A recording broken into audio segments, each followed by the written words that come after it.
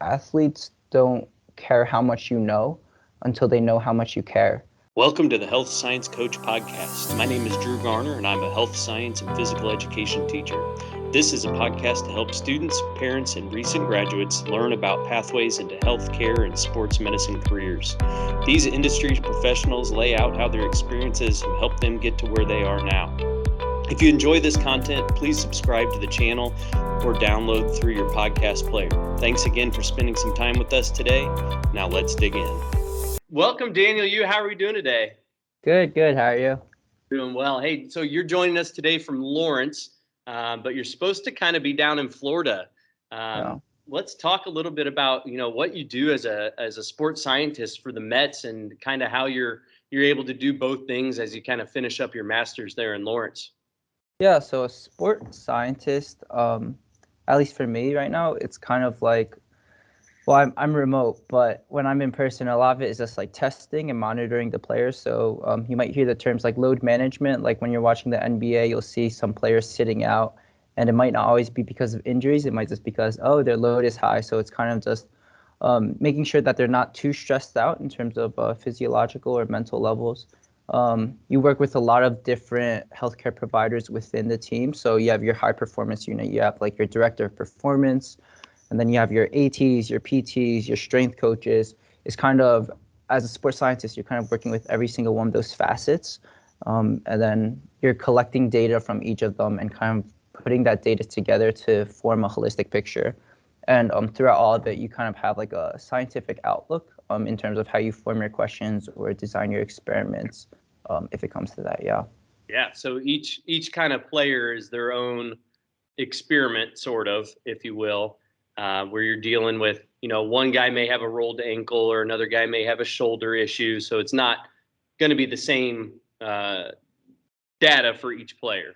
Yeah, for sure. Everyone has their own data, especially when you hit that professional level. You want to look at everyone individually, right? Because we respond to stress differently. So yeah, everyone's their own person. So yeah, for sure. Absolutely. So in person, we just kind of got talking about spring training starting up and the Mets being down in Florida. You're finishing up your master's and going to defend it here shortly. And we're going to talk about what your research is for that.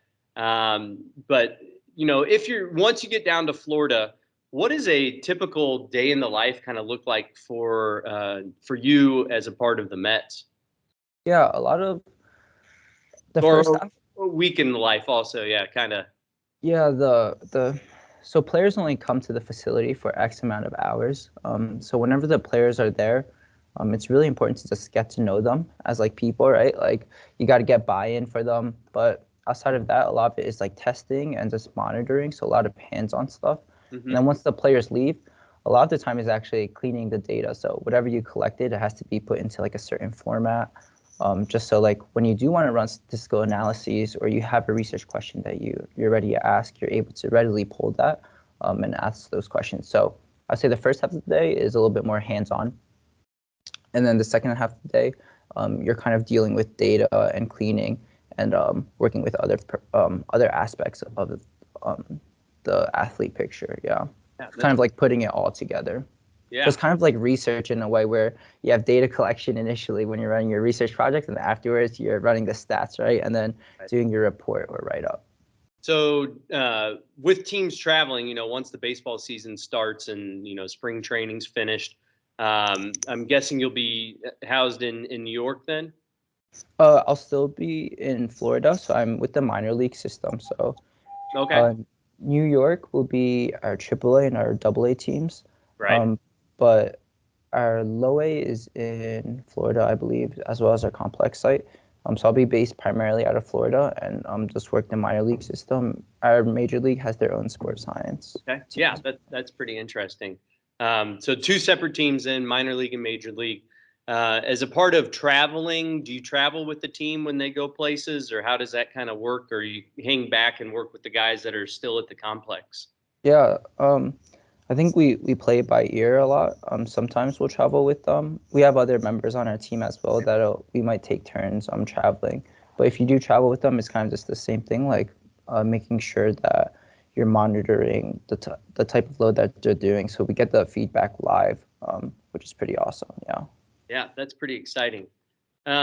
So you're in Lawrence now, and you're going to be headed down to Florida. Originally, you're from New Jersey, and Yeah. in high school, you're salutatorian.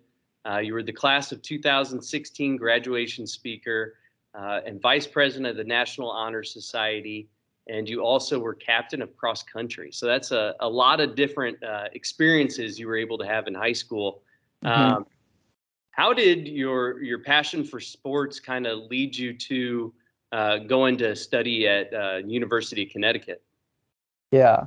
I mean, UConn, basketball capital of the world.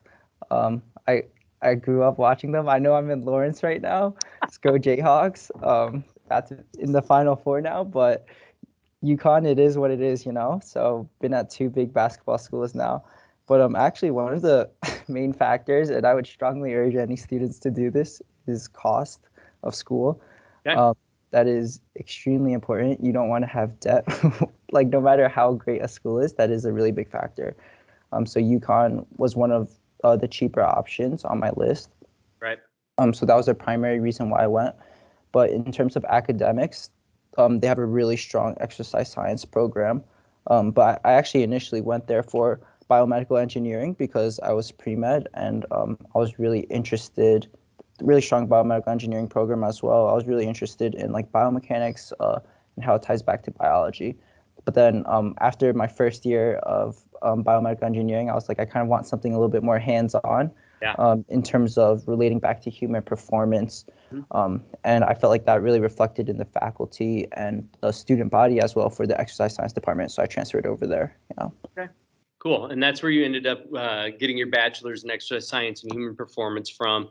While you were there, you had a couple different experiences working as research assistants. Uh, Hmm. how this is kind of a two-part question. How did you go about looking for those positions, and what did you do with those two different positions? Yeah, that is a great question. I think out of like my entire career or everything that I've done so far, one of the hardest things is getting your foot in the door, no matter what it is. So even if it's research, the hardest part was just that initial part of because your experience is zero. So you're not really helping out a lab when you first join. Although you will eventually, but when you're first joining, you're just learning everything. So it's kind of up to the director of the lab or the PI that kind of accepts you into the lab or doesn't. Unfortunately, I had an amazing PI, Dr. Lee at UConn, and she kind of took me under her wing and then really mentored me throughout research and all of that. Right. But So yeah, the go ahead. PI is the private investigator, right? Yeah, the primary investigator for any research project. So the same as like the director of the lab. Right. So I would there's different ways of going about it. You could email them, look at like research that they have done, and then say like why you're interested in that research and how it ties back to your passions. Because if you're joining someone's lab, they want to know that you're committed to it. And another way is through your faculty. So the classes that you take, if you're able to build a relationship with your teachers, a lot of times, especially at teaching universities, your teachers will do research as well.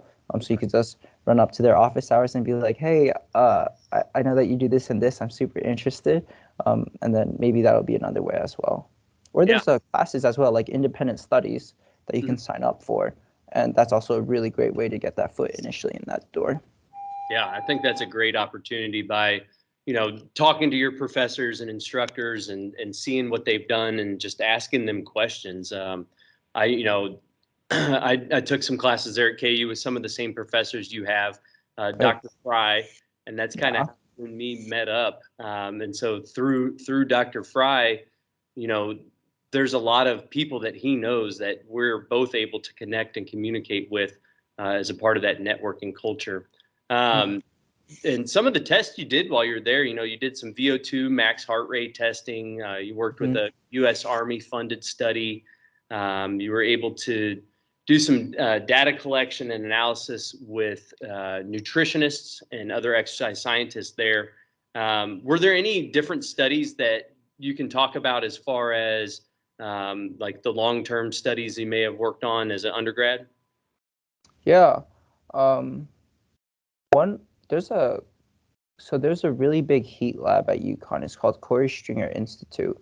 Um, and a lot of the research that you read related to heat strokes or heat exhaustion or a lot of athlete safety stuff too, it all comes out of that lab. So the military funded study was actually performed in their heat lab.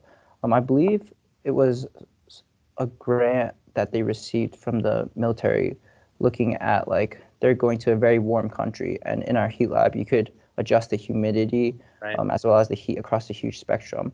So they would put participants in like military uniforms, and they would run on like a treadmill or do like a VO2 max depending on what the study was.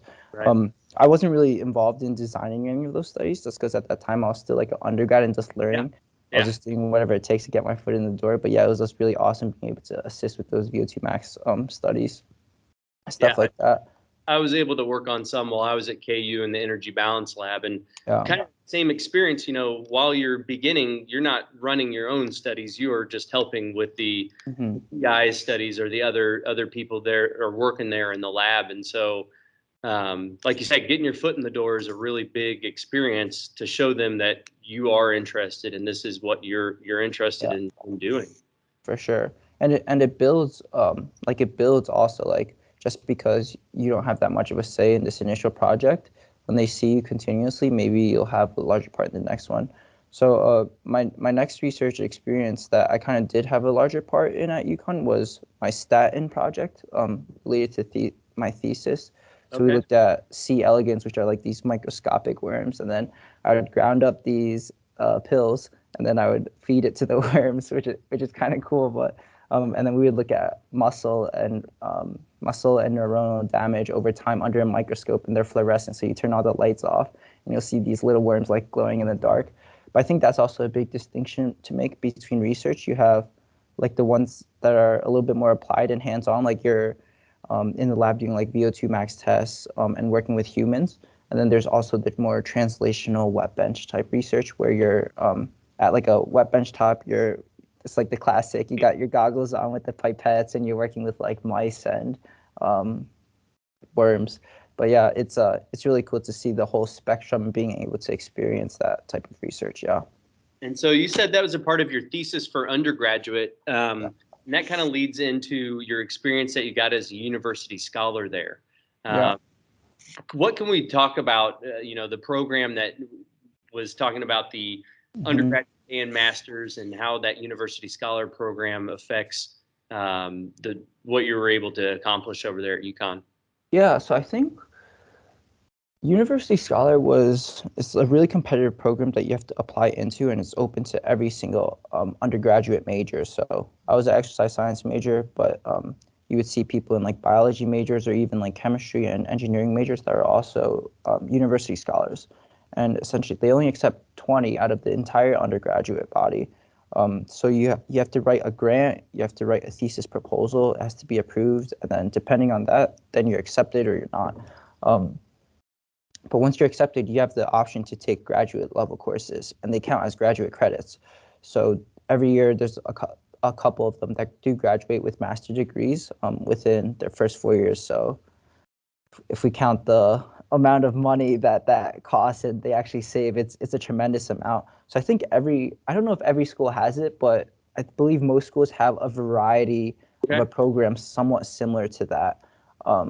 Like every college should have an undergraduate research office, where if you are an undergraduate and you want to get involved in research, that's also a great way to get involved. And they'll also have like different programs like that you can enroll in.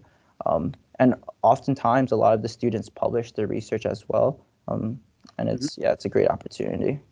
So as you mentioned before, you said that, you were pre-med for a long time, and before you really kind of made that decision to switch over to exercise science. What kind of led you towards that path, other than, those classes your freshman year?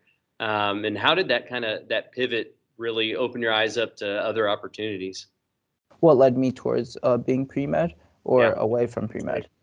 Away from it. Okay. Well, what led me away from it was not getting into med school. But so it took me like when I first got to UConn, I always wanted to be a doctor. So for 4 years, that was like my one goal. So I committed a tremendous amount of time and energy. All the research I did was for um, getting into med school, as well as all the extracurricular stuff, being an EMT, volunteering, patient care hours, shadowing physicians. That was all to become a doctor. Um, I didn't get in, unfortunately, which sucks. But honestly, looking back, it's been a huge blessing, because it allowed me to take that time to like reflect. And at that time, I was super stressed out as well. Oh, It was like, what do I like about this? What do I don't like about this? Will I be able to survive if I don't end up going to med school? So, and like failing in that aspect has been great, because now I found sports science, and the work that I did building up to med school allowed me to pivot. Um, so I think oftentimes when people don't hit that one goal, or at least me initially, I was like, wow, I did this all for nothing. It's been such a waste of time. But really, it isn't like that at all, because all those experiences uh, made my resume strong enough to actually go towards, oh, well, while I was at UConn, I worked with the football team, and I was like, I really enjoyed those moments. And that led me to learning what a sports scientist is. Like, I didn't even know that was a job. But through these little experiences, it helps you see what else is out there. So yeah, I would say it's okay to fail, especially after 4 years of committing yourself to something. It's more so how you recoup and bounce back from that. Yeah.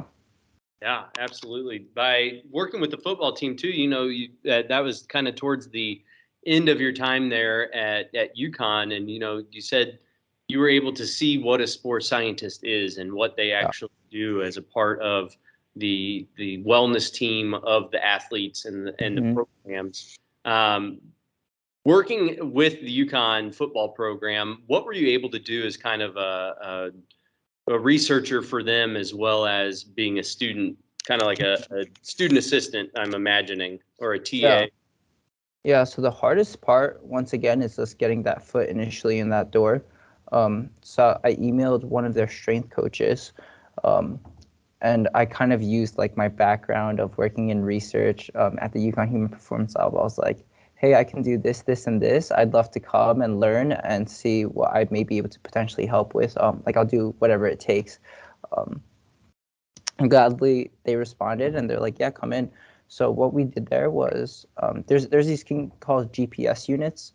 They're Okay. super common now. They're winning basketball, soccer, football. But it's pretty much like these tiny little pods, and you'll wear them in the back of your shirt. You'll see, like, sometimes you'll see pictures of guys in vests, Uh-huh. like sport bras. That's typically when they're wearing a unit, but that'll track the amount of distance that they're running, the speed, the amount of accelerations, decelerations. So once again, it just goes back to measuring different types of load. Right. And my primary part in all of that was running the analytics of that data, like seeing how we'd be able to use it, and also just because you have so many guys on these teams, and they're all wearing these units, and the units are sampling like what 20 times, 10 to 20 times a second. So you're getting a ton of data, and it's Right. an immense amount of data, and it's hard to manage that data as just one person on the team. So I was really able to bring value by kind of just being there and helping clean that data up and put it into a format that they wanted to see it in. I can totally imagine that now in my head, you know, looking back at my experiences, and other people that play sports can see this also. But, you know, if you're doing conditioning or whatever it is, and you have 50 guys out on the sideline, there's going to be one or two that are slacking more than the Oh other one yeah, and yeah. not doing as many reps as the other guys. And by looking at that data, you're able to see, you know, who was working hard, who was overworked, who's overtaxed from Mhm. maybe they went too hard yesterday. And, you know, today they need that load management, as you talked about. Yeah, 100%. And load management isn't just about holding people back. It's kind of like what you're saying. If you see some guys that are slacking off, you'll grab them and be like, "Hey, man, I need to push. I need you to push it a little bit harder." Or like sometimes we want them to hit a certain speed, and that's how we hold them accountable, right? Because we're not going to be in the middle of the field and set up some timing gates Right. or whatnot. It's just like, but we just have that unit. We have an iPad and a beacon, and it'll just tell us live. Yeah, it's pretty Does that awesome. does that track heart rate data or skin temperature levels, or is that completely Mhm. more data from different Yeah, things? that's a different technology, but we're there. Like, there's a polar straps that you can track heart rate live as well. Um, I believe Gatorade has a skin patch Yeah, that I know for sure it measures hydration, but right. there's also patches that measure temperature as well, which are pretty cool. Yeah. Yeah, that'd be pretty interesting to look at all of those combined and see what that turns out to look like as far as, people participating in sports, Yeah. not just college athletes, but those higher end maybe triathletes that are doing stuff on their own, or not just school NCAA or professionals. Yeah, and that's kind of what you do as a sports scientist. Like, you have data coming in from these different departments. Let's say like hydration is doing the hydration tests, the Hmm. sweat patches that they're wearing that tells you like how much they're sweating per minute or per hour. And then you have like strength and conditioning that has like the amount of tests that tells you how fast they are. And it's kind of like your job as a sports scientist to bring all that data together and kind of create a holistic picture of how the athlete's doing. Yeah, that's pretty cool. So after your experience at UConn, going from one basketball school to the next, what kind of led you to want to come to Lawrence, and how did that process kind of play out? Yeah. Um, I think somewhere along my senior year at UConn, after I didn't get into med school, Huh? um, one of the biggest things I learned was networking. So it's just like talking to whether it be professionals in the field that have the jobs that you have and sending them just a message on like advice. Like I can't remember the amount of cold emails and messages that I've sent, and oftentimes you do get ignored. But once in a while, you'll have these guys that do respond, and it's some of the greatest advice that you can get because they're actually in the field. They know exactly what they're talking about. Right. So when I went after UConn, my biggest thing was I want to go somewhere where the people that are I went for the people. Um, Okay. so there's two primary people that brought me to Kansas. The first one is Dr. Fry, so you know Dr. Fry as well. Really big heavy hitter in the research field, and he's just got this really awesome sport performance lab. And it was at this point as well where I was messaging sports scientists, and I was like, oh, this is actually a job. And I was learning about what they do. And then, so that's kind of the research side of it. And I was like, okay, well, I need a guy that's super applied as well, that like works with athletes daily. And we do work with athletes in the lab, but it's kind of the way you look at things is a little bit different. It's kind of more from a research side. That might take a little more time. And from the practical side, it's like, what can I do now that can instantly make them better? And the other guy is Ramsey Najam, also has a doctorate, but he was the Sacramento Kings head strength coach for a while, but now he's the head strength coach here at KU, which is really awesome.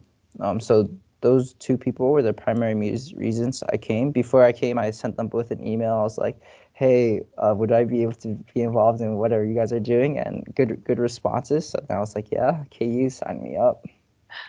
That's awesome. Now, Yeah. UConn, I think UConn has Andrea Hootie, who was KU's former strength coach, here as well. Did you work with her at all while you were at UConn? Oh, I missed Andrea Hootie by one or 2 years every time because she was at UConn and then she came to Kansas. And Yep. then when I got to UConn, she was at Kansas. And then when I got to Kansas, she went to Texas and now she's back at UConn. So full circle. Maybe that's my next step, Got to go back to UConn. There you go. Well, that's pretty interesting. Yeah. So reaching out to Dr. Fry and the head strength coach there at KU, you were able to, get in the door. You obviously applied to KU. You were accepted. Um, let's talk about your research fellowship with the Performance Nutrition and Research Fellowship there at KU. Yeah, so that was like my graduate research assistantship last year. Okay. Um, so it was well that was the thing. I messaged Dr. Fry and was like, are there any research positions that are really applied in like the athletics department? And that was a position that was literally based in the athletics department. So we take body composition for every single athlete, and so it was within the nutrition department. So from the DEXA scans, we would see lean body mass, bone mass, fat mass. So you see a greater picture than just like a skin fold measurement. But from there, it's also kind of just like painting a holistic picture of how the athlete is doing. Right. You take it throughout the year as well, so it's like how they're adapting as well. So yeah, that was an amazing experience. And then in that environment, you get to talk to nutritionists, strength coaches, athletic trainers, and just kind of just pick their brains on how they see athlete development, and kind of once again, you're putting that whole picture together. So for our listeners that are, in high school and college that are thinking that a sports scientist might be something that they're kind of into, while you were doing that, you did a research paper that got published on developing a prediction model for bone stress injuries on distance runners. Yeah. We're looking at, the cross country team and maybe some of the members that do some of the longer distance stuff. With those DEXA scans, you're able to see, their bone density as well as their muscle tissue and fat tissue. What can you talk about as far as that study and what you were able to find with those runners?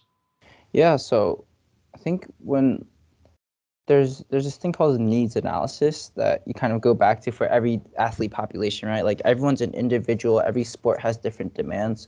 So in looking at cross country runners, one of the biggest injuries that they run into is bone stress injuries. So stress fractures. Oftentimes that's seen as it might be an energy deficiency, or it might be they're not recovering properly, like they're running too much, or and they just don't have enough downtime. But there's so many different factors that go into it. It's really hard to tell sometimes. But what we used was our DEXA data, and we kind of fed it into regression. So regression is a type of statistical tool to help predict injuries. And then we had injury data for people that were coded yes, they did have a bone stress fracture, or no, they did not have a bone stress fracture. And then through that, you're able to feed in different variables that we have collected through DEXA, and then you can see, oh, this is able to explain like 90% of the variance as to why someone might have a bone stress injury. So by feeding in different variables, you can see how well your model accounts for that. And essentially, that's what that study was looking at. It was saying, what type of variables in our DEXA data do we collect that could potentially help predict bone stress injuries? Yeah, that's really cool study. I think there's a lot of sports science studies getting published, or more and more looking at ways to predict injury. And one of the biggest takeaways is it's really, really hard to. Yeah. Well, that's good to know, because there's so many injuries that happen all the time with athletes and, people that are training or exercising on their own that are participating in, extracurricular activities, triathlons or marathons or that kind of stuff that, they have those little injuries and nicks and bugs along the way that, maybe there is something out there eventually that will come from these type of studies with high performance level athletes that will help, other pretend wannabes like me. Yeah. No. So after that, you got a research assistant position, same place at KU. You kind of did some 3D motion capturing systems with shooting and pitching and jumping. Did a hyperbaric oxygen for sport recovery and performance study that kind of leads into your master's thesis. Let's talk about how you kind of chose that as your thesis topic and what that research looks like. Yeah, so the Drew has been a huge part of my master's thesis. Little part. In terms of finding trained participants, Drew has been a life send. So my study is looking at this. I think it's about like 8 feet, right? Like 8 feet long, a hyperbaric chamber. So it increases pressure and it increases oxygen. And we hear like all these anecdotes from these really great athletes like LeBron James, and I think a couple weeks ago I just saw an article that Ronaldo bought one as well. Okay. Michael Phelps uses it. So we're just covering every sport at this point. But really elite athletes use this hyperbaric chamber, and it's kind of like why. I guess that's the question. It's like, why why are they using it? Because the research out there is it's still pretty new. Hyperbaric oxygen research has been used for many years now in hospitals. It's used to treat like wound healing and crush injuries, but in terms of athletic performance, a lot of the research data just isn't there yet. But actually, last month in February, they just published a paper looking at repeated effects of hyperbaric oxygen. So Right. over what was it, over 8 weeks, 40 sessions total, and they did muscle biopsies, and they saw an increase in mitochondrial mass, as Okay. well as an improvement in VO2 max, the anaerobic threshold, and something else that I can't remember, but it was like, they're like, oh, this is very conclusive. It's going to improve aerobic performance, which is pretty cool. Yeah. But yeah, I think there's more and more research being done. But I kind of mine is way simpler than that. No muscle biopsies, but you just lie in the chamber for an hour, and we measure your tissue oxygen saturation, how much it increases by, how much it decreases by, the rate that it increases by, the rate that it decreases by, and we're looking at it across training status, so a trained individual versus an untrained individual, and males and females as well. Okay. Yeah, it was really interesting. Like you said, I was able to participate in that study, and you go into this tube, and I'll post a picture of what this link is Yeah. to the tank, and you kind of just lay there and you feel it. You like you said when you're walking us through the study, it feels like you're going underwater, and you're just kind of laying there, and the pressure just kind of feels like you're being soaked in by the water. Obviously, there's no water in there; it's all air. Yeah. And you kind of just sit there, and it was, I mean, I listened to a podcast while I was in there and just kind of sat and hung out for an hour, and you had that thing stuck to my leg. And what was Mhm. that, all was that measuring? So that measures your oxygen levels. So you have your pulse ox that will measure your arterial oxygen saturation. That's typically going to be around 98 to 100. Yeah. But your tissue oxygen saturation fluctuates quite a bit. So that'll be far lower, like around 60 to 80 or whatnot. And then we'll see it increase quite a bit. So the primary mechanism of the hyperbaric oxygen chamber is it increases pressure, and it increases the amount of oxygen content breathed if you have like an oxygen concentrator or oxygen mask, and that will increase the oxygen delivery to your tissues. Right. And because of that mechanism, people think that it might help you with recovery or performance. But we just need a little bit more on that in the published literature. Yeah, Yeah. it's hard to say. So is it like you said around 60 to 80? Is it the more oxygen you have in your tissues? Is that a better thing for athletes, or how does that help by having that concentrated level of oxygen in the tissue? Yeah, theoretically, I would think that it would be better. Honestly, I'm not 100% sure. They've looked at people where they breathe oxygen during exercise, and they found improvements in like time trials, VO2 max, time till exhaustion. So the thought process is always the more amount of oxygen that you have, it should improve performance. So a greater percent of oxygen saturation should help. Although it's hard to tell if oxygen even is the limiting factor as to why you're not performing. Sometimes it might be something else that gives first and not oxygen. So yeah. Right. That like that VO2 max. So you got a couple more weeks now here in Lawrence. You're going to go head off down to Florida. We've kind of talked about what you're going to do as part of the team down there with the Mets, with the minor league baseball system. What is it that you now, as you're getting into your career, what are you finding that you just really love about your job? Yeah. I honestly, my biggest reason why I went into sports science, or why I chose to pursue it, is because it really combines my two really big passions. One being research. I just love the scientific process, as well as human biology as well, particularly pertaining to human performance. So I was able to combine those two with sports science, and then it's such a fast growing field as well. Like even just talking about the brief technologies that we talked about, like Yeah. every year you're getting something new, and teams are always trying to push the edge to become the best. So every day is honestly different. It's like there's never a dull moment, and you're always just trying to see like what you can do better. And I love playing with tech as well. They're just like toys. So so it's just like I get paid to do what I love, and it's amazing. I love it. Yeah. That's awesome. As far as misconceptions about, sports science and research scientists, what do you kind of see or have you heard out there before, like when you were getting ready to, make that change in your career? What type of misconceptions do you think people might have? Yeah. I think a misconception of, that's a good question.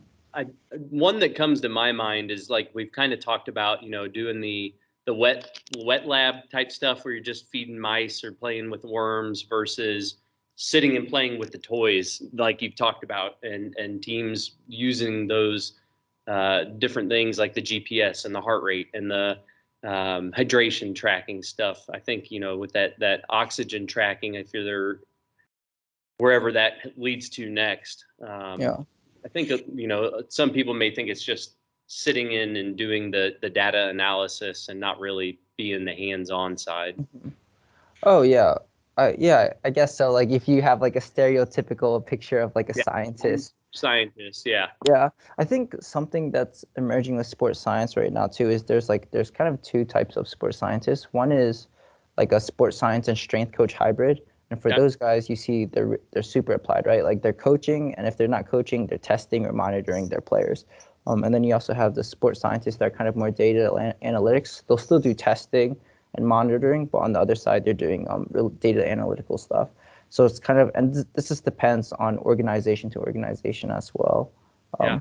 But yeah, that's the thing. I think something else people might think is that research is always super slow, and it might take like 5 years for something to publish. I think, especially in the sports science field, you'll realize how fast things move, because if it takes you a year to get something done, odds are there's going to be a new tech out there, new types of data sources. Everything is super fast paced. Yeah.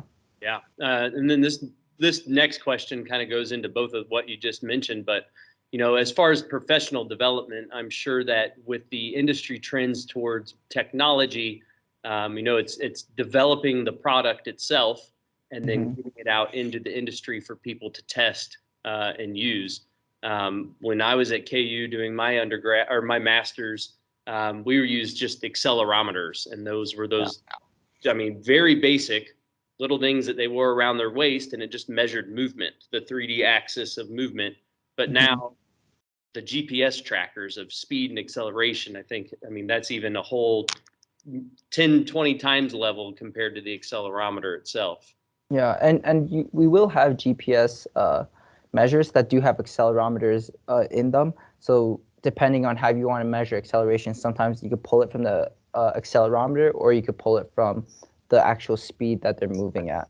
So yeah, it just varies. Yeah, but yeah, things are changing so fast. Professionally, so far, you're graduating with your master's soon. What do you think that in your career that you're most excited that you were able to achieve so far professionally? Yeah, it's a good question. Um, Honestly, I'm really proud of myself for the way I pivoted after I didn't get into med school. I think being able to deal with failure early on, well, not that early. It took me 4 years of undergrad, but still, early on in your years of failing at 20 versus failing at right 28 is a big difference. Yeah, for sure. I think it's good to failure early. It's there's no problem with it. You should embrace failure. All that matters is how you respond to it. And yeah, like if I were to just like have stayed down on myself for like a long period of time and not been like, oh, what do I really enjoy? Like, is this really? I think it gives you time to self-reflect and see what you can do better. And yeah, like I said earlier, I think it's probably one of the best things that's happened to me, because it's amazing what I do now, and I didn't even realize that this was a field. So yeah. So as you currently self-reflect, getting ready to graduate, getting ready to head down to Florida, let's kind of look at your career in the next 10 years. You kind of, when you get ready to graduate, you kind of think you have your map, your roadmaps kind of set out for you currently. Where do you want to be in 10 years professionally? Yeah, that's another good question. um, someone recently asked me how long I want to be in the minor leagues for, or when they think I'll make it to the major leagues. And what I said to them was, I love it in the minor leagues. The players are like, they're either fresh out of high school or college, so I'm really able to relate to them, Mm-hmm. just from our age alone.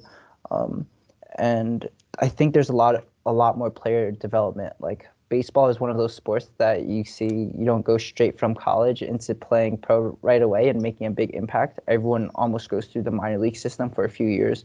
So I really love the aspect of player development, and I feel like I have a lot of impact right now because we're trying to develop these players to become like a major league caliber athlete. So yeah, I really love where I am now.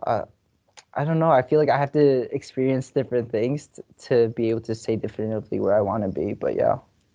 Okay, well, let's look at, let's go back in time 8 years ago to when you're a junior in high school. If you were a junior in high school right now in 2022, and you are kind of thinking to yourself, you're wanting to go down that medical field, and that's kind of something, and being a sports scientist is still in that realm. What advice would you give yourself as far as a junior in high school that would help you professionally now? Hmm. I would say get involved in research early. Um, I think that's such a good fundamental like experience to have. Even if you don't end up going towards research, like just being able to think in that research sense, it's very methodical. And from research, you could pivot to so many different things. You could go into sports science. You could stay in research. You could teach. Yeah, I would get into research early. Um, from a professional standpoint. I don't know, from a personal standpoint, I just enjoy my time, spend more time with your friends while you're still in school. I think I saw a tweet the other day that after you graduate high school or graduate college, 99% of the time that you spent with your friends in those times is done. So every time you see them afterwards is just part of that 1%. And they're like, cherish the time that you have with your friends then. Yeah. Because now that I'm in Kansas, all my hometown friends, we're all in different states. We all got jobs now. Same with my college friends. We all got jobs now. So it's like, yeah, I don't see them that much anymore. It's like maybe once or twice a year. So yeah, cherish your friends and the time that you have. Yeah, that's I like that. As far as undergraduate advice for a sophomore in college that's thinking about exercise science and getting into it, what advice would you have for them as far as school related, Mm, study habits, groups, that kind of stuff? yeah.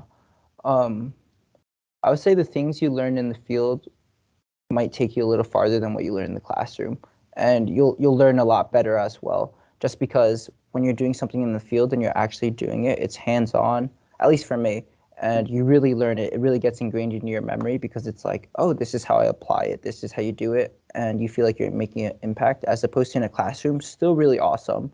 It gives Right. you like that basic foundational knowledge, but sometimes it's just harder to apply it. So going back to undergrad, same thing. Like just get involved early, get your foot in the door. That's the biggest thing. Once your foot is in the door, it's everything gets easier from there because you start networking, right? You know the Yeah. people, they're able to refer you to other people, but the hardest part is just getting that foot initially in that door. Yeah. And then my next question kind of pivots to any advice you may have gotten recently, as getting ready to graduate, maybe a professor, something Dr. Fry or somebody else there at KU has told you as a part of going into a professional setting. Yeah. Um last year my boss told me to not take myself too seriously.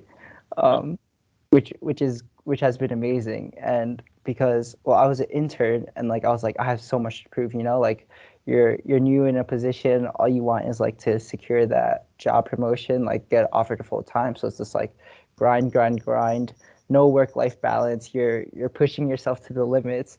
um so yeah, I think the biggest thing, like have some time for yourself, don't take yourself too seriously, have fun, talk like be friends with your coworkers. It's like it's good, you know. Mhm. Yeah, that would be the main thing. It's good. And then, when you get down to Florida, you're going to be down there for, till the end of the season. What is something that you're going to just really focus on as a professional career, starting out as your job after your internship, getting that promotion and moving up with the Mets just after your first year? What's something that you're going to try to focus on as a part of working as a sports scientist with them and, working down there? Yeah, I would, I would say the biggest thing when I first get there is probably just getting to know the players, getting to know the players and getting to know the staff. Seeing which areas I can help. I always see like a sports science staff kind of as like a one of servitude. Like we're here to help the players. We're here to help the staff. Whichever whichever areas of need that they need help with. That's where I am, and that's what I'm trying to do. And in order to do that, I just have to get to know everyone first and kind of build that connection. And then once there's that trust, that's where you can really grow and start pushing it. Yeah. All right. So this is a two-part question. It is if you like and if you dislike blank, then being a sports scientist is not the right career path for you. I have some ideas in my head, but if you dislike blank, then being a sports scientist is not the right career path for you. Oh man. If you dislike working with people, like I don't know, yeah, because a lot of it is just like interacting, and you have to be really good at communicating, whether that be your results that you found. But yeah, I would say communication is huge. Good. And if you like blank, If you like communicating, if you love to talk, and you're able to form your ideas really well, and you're able to build good relationships, I think you'll thrive. Okay, good. Do you have a mantra or quote that you kind of live your life through?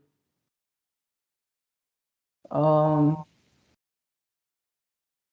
think through work, I forgot who said this, but they said athletes don't care how much you know until they know how much you care. Yeah. And that's so true.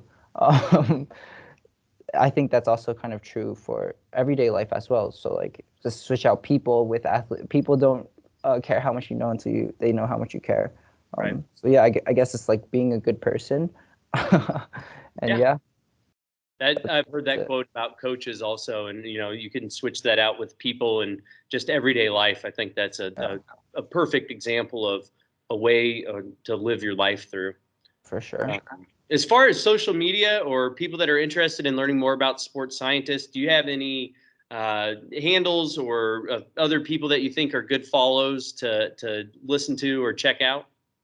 Yeah, I think there's a Twitter page called like Sports Science Reports or something like that. I think that would be really solid. My Twitter's pretty solid too. All right. It's at Data with Dan, or if you guys have any more questions that are specific, feel free to add me on LinkedIn, and I'm happy to answer any questions. That used to be me, just sending cold messages left and right. So yeah, whenever I get a message now, I'm always happy to respond. Awesome. Well, thank you so much for this time with us and sharing your knowledge about sports science, and really appreciate learning all about it. Yeah, thank you for having me. If you've made it this far into the episode, I want to thank you again for watching. Please subscribe, share, and comment below with any questions or comments you may have. If you're interested in more information about other professions within healthcare careers, please visit healthsciencecoach.com and talk to your school counselor or academic advisor. As always, stay happy, healthy, and live life with passion.